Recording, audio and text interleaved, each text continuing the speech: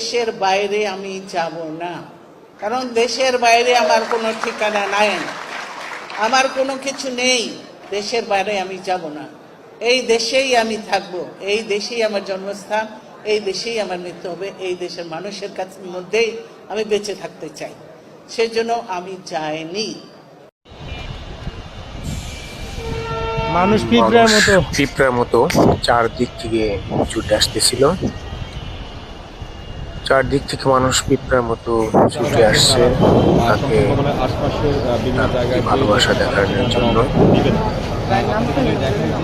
দেশবাসী যে তাকে এত ভালোবাসে এটাই তার প্রমাণ। চতুর্দিক থেকে মানুষ ছুটে আসছে। ইতিহাসের সাক্ষী হিসেবে আল্লাহ তাআলা দিয়েছে মহাকালের মহানেত্রীর জানাজায় উপস্থিতির ক্ষেত্রে নিজেকে ধন্য মনে করছি। সংসদ ভবনের চতুর্পার্শ্ব সারা ঢাকা শহর উত্তরা পর্যন্ত মানুষের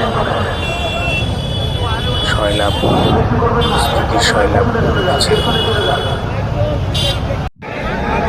প্রতি মানুষের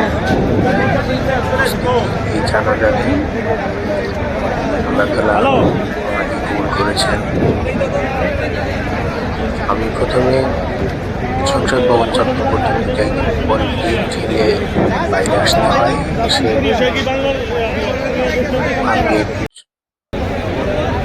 ফ্লাইওভারের মেট্রো রেলের পাশে